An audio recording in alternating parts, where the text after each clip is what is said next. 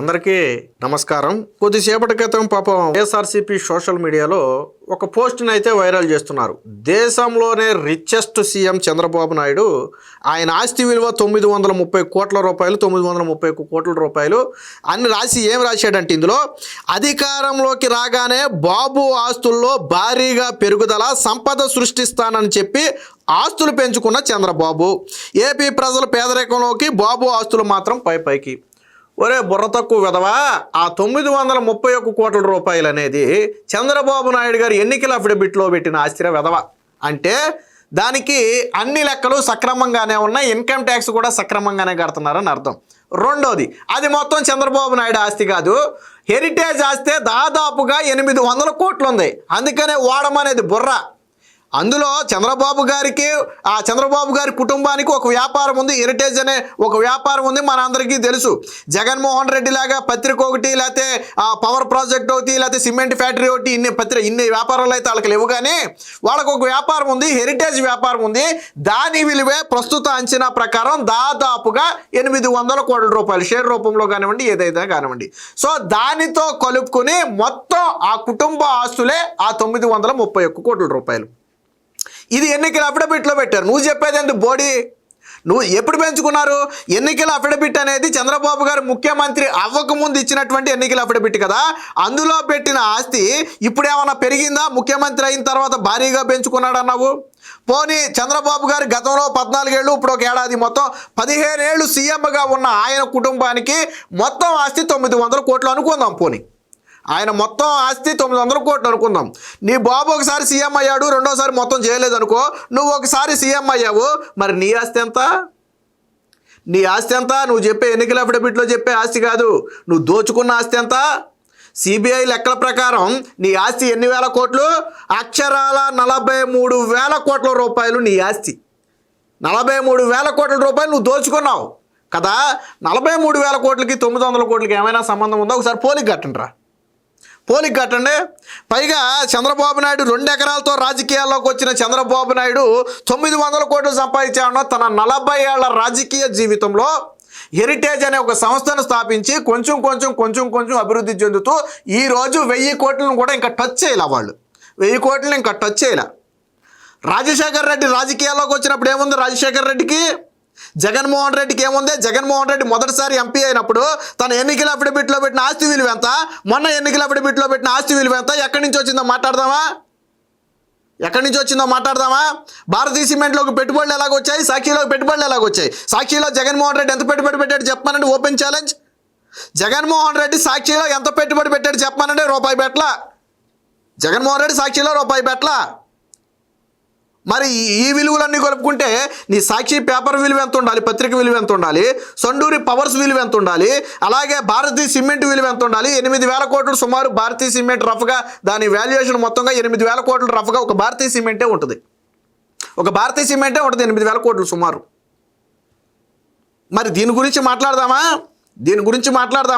చంద్రబాబు గారు 45 ఏళ్లకు పైగా రాజకీయాల్లో ఉండి దాదాపుగా 4వసారి ముఖ్యమంత్రి అయ్యి ఆయన సంపాదించిన మొత్తం విలువ 1000 కోట్లు టచ్ అవ్వాలా. ఇంకా 1000 కోట్లు టచ్ అవ్వాలా.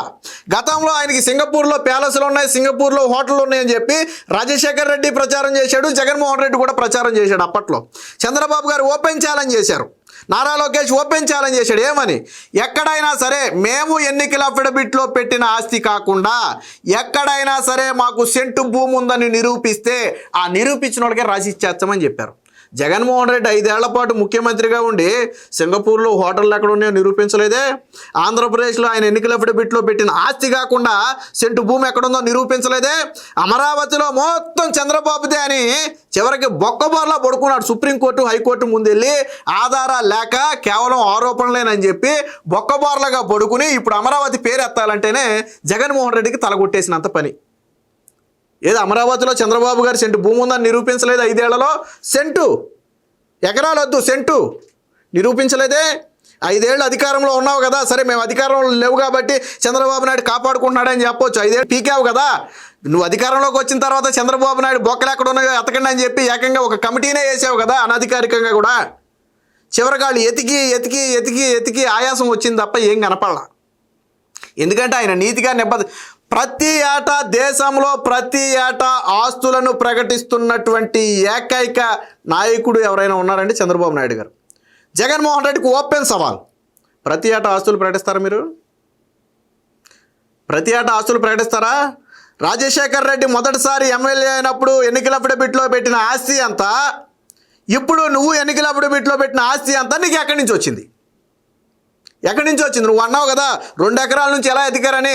వాళ్ళకు హెరిటేజ్ అనే ఒక సంస్థను పెట్టుకున్నారు, ఎదిగారు, గర్వంగా చెప్పుకుంటారు, గర్వంగా చెప్పుకుంటారు. నువ్వు చెప్పు ఎలాగ ఎదిగావో. సాక్షి పెట్టానంటావా? ఎక్కడి నుంచి తీసుకొచ్చి పెట్టావు? భారతీయ సిమెంట్ పెట్టానంటావా? ఎక్కడి నుంచి తీసుకొచ్చి పెట్టావు? ఎలా పెట్టావు? ఎవరు పెట్టారు అందులో పెట్టుబడులు? సిబిఐ 43,000 కోట్ల రూపాయలు నువ్వు దోచుకున్నావని సిబిఐ చెప్పింది. ఆళ్ళు వీళ్ళు ఎందుకు, సిబిఐ చెప్పింది. అది అధికారిక లెక్కలు. అనధికారికంగా 1,00,000 కోట్లని బయట చెప్తున్నారు.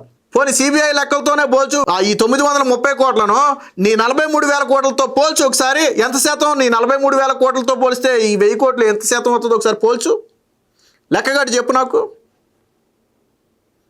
మళ్ళీ ఈడు దరిద్రం చూడండి. చంద్రబాబు నాయుడు ముఖ్యమంత్రి అయిన తర్వాత భారీగా పెంచుకున్నాడంట. ఒరే బుర్రతొక్క వెధవ, అది ఎన్నికల అఫిడవిట్లో పెట్టారు. ఎన్నికల అఫిడవిట్లో నాకు 931 కోట్లు నేను చంద్రబాబు గారు పెట్టారు. హెరిటేజ్ సంస్థతో ఉన్న సహా అన్ని ఆదాయాలు అప్పులతో సహా పెట్టారు అందులో. ఆ లెక్కలే ఈరోజు బయటకు వచ్చింది. ఆ రోజు ఆయన ముఖ్యమంత్రి అయ్యాడు కాబట్టి ఈరోజు అది లెక్కలోకి వచ్చింది. ఆయనకు ఒక వ్యాపార సంస్థ ఉంది. ఆయన ఎలా సంపాదించాడంటే నేను చెప్పినట్టు గర్వంగా చెప్పుకుంటారు. హెరిటేజ్ అనే ఒక సంస్థ పెట్టారు. దాంతోపాటు ఎన్టీఆర్ ట్రస్ట్ అనే ఒక ట్రస్ట్ భవన్ని స్థాపించి, ఎన్టీఆర్ స్కూల్స్ స్థాపించి ఈరోజు ఎంతమందికి సేవ చేస్తున్నారు? జగన్మోహన్ రెడ్డి ఏం సాధించాడు చెప్పండి, నేను చెప్తా. ఎన్టీఆర్ ట్రస్ట్ భవన్ ద్వారా ఎంతోమందికి వైద్యం అందిస్తున్నారు. తలసేమియా వారికి బ్లడ్ ఫ్రీగా ఇస్తున్నారు.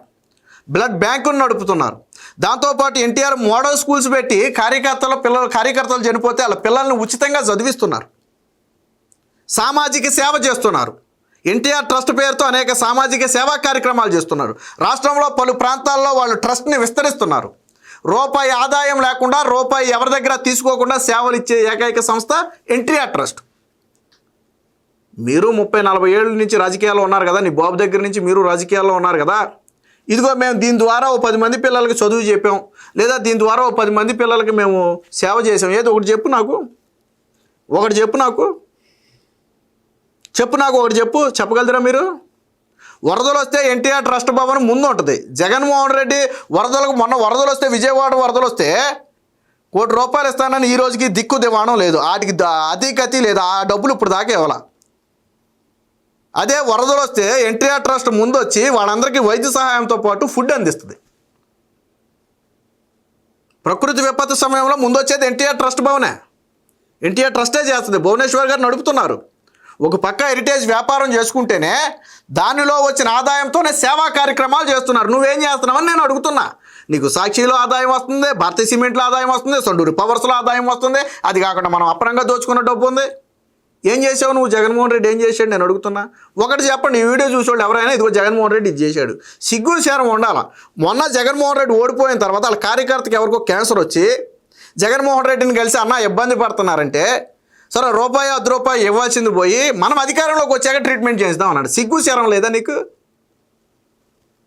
జగన్మోహన్ రెడ్డి ఒక రూపాయి ఇవ్వలేడు. ఆ క్యాన్సరో బాధపడుతున్నాడు, ట్రీట్మెంట్కి ఇబ్బంది పడుతున్నాడంటే మళ్ళీ 5 ఏళ్ల తర్వాత జగన్ గెలుస్తాడో సత్తాడో సంగతి పక్కన పెట్టి 5 ఏళ్ల దాకా ఆ వ్యక్తి ట్రీట్మెంట్ చేయించుకోండి, కూర్చోవాలి అక్కడ. మీకు 2019 ఎన్నికల ముందు కూడా ఇదే జరిగింది. యాజ్ ఇట్ ఈజ్గా ఒక హార్ట్ పేషెంట్ వచ్చి జగన్మోహన్ రెడ్డిని హార్ట్ సర్జరీ చేయించుకోవాలి, నాకు డబ్బులు కావాలని అడిగితే మనం అధికారంలోకి వచ్చాక చేద్దామన్నాడు. అంటే వీళ్ళు అధికారంలో ఉంటే గవర్నమెంట్ సొమ్ము ఏమన్నా తీసి పెడితే పెడతారు తప్ప అధికారం పోతే పిలుపు కూడా బెచ్చం పెట్టరు. అధికారంలో ఉన్నప్పుడు కూతుళ్ళ దగ్గరికి స్పెషల్ ఫ్లైట్లు వేసుకెళ్ళింది జగన్మోహన్ రెడ్డి. ఓడిపోగానే అందరితో పాటు వెళ్ళిపోయాడు ఫ్లైట్లో. అందుకే చెప్పింది పిల్లికి బిచ్చం పెట్టిన ఫ్యామిలీ. మీరు ఈరోజు వాళ్ళ గురించి విమర్శిస్తున్నారు. అది లీగల్గా సంపాదించింది. ఏ ₹1 అవకతవక లేదు. ప్రతి రూపాయి కూడా ఇన్కమ్ ట్యాక్స్ కట్టి సంపాదించినటువంటి సంపాదన. అది 5 ఏళ్ళు మీరు అధికారంలో ఉండి కూడా ఏం పీకల హెరిటేజ్ని. ఎందుకంటే అది అంత చట్టబద్ధంగా నడుస్తుంది. వీళ్ళు ఈరోజు చంద్రబాబు గారి ఆదాయం గురించి మాట్లాడటం. జగన్మోహన్ రెడ్డి 43,000 కోట్లు సిబిఐ చెప్పిన లెక్కలే మాట్లాడదాం. 43,000 కోట్లు 1,000 కోట్లు పోల్చండి, ఎవడు పోల్చుతాడు నేను చూస్తా. ఎవడ ఆదాయం ఎంతో, ఎవడు 2 ఎకరాలతో వచ్చాడు, ఎవడు ఎకరంతో వచ్చాడా, లేదా రాజశేఖర రెడ్డి మొదటిసారి ఎమ్మెల్యే అయినప్పుడు ఎంత, జగన్మోహన్ రెడ్డి మొదటిసారి ఎంపీ అయినప్పుడు ఎంత, ఇప్పుడు ఎంత ఆస్తి విలువ తీయండి బయటికి లెక్కడదాం. ఎక్కడి నుంచి వచ్చాయో కూడా చెప్పాలా. అంత స్పీడ్గా డెవలప్ చెందే వ్యాపారాలు ఏంటో చెప్తే అందరూ ఆ వ్యాపారం చేసుకుంటారు. కాబట్టి ఇలాంటి పనికి మాలిన మాటలు మానేయండి. మీ ముడ్డి కింద 1,000 కోట్ల రూపాయల అక్రమాస్తుల కేసులు మీరు పెట్టుకుని ఈ రోజుకి దేశం దాటి వెళ్ళాలంటే పాస్పోర్ట్ అవసరం ఉన్న మీరు ఈరోజు చంద్రబాబు గారి గురించి, చంద్రబాబు గారి ఫ్యామిలీ గురించి మాట్లాడటానికి సిగ్గనిపించట్లేదా? దేశంలోనే అత్యంత కరప్టెడ్ సీఎంగా జగన్మోహన్ రెడ్డికి రికార్డు ఉంది. కరప్టెడ్ సీఎం 3,500 కోట్లు మొన్న లెక్కర్లో కూడా వేశారు. అక్కడెక్కడ ఎందుకు అవన్నీ పాత యొద్దు.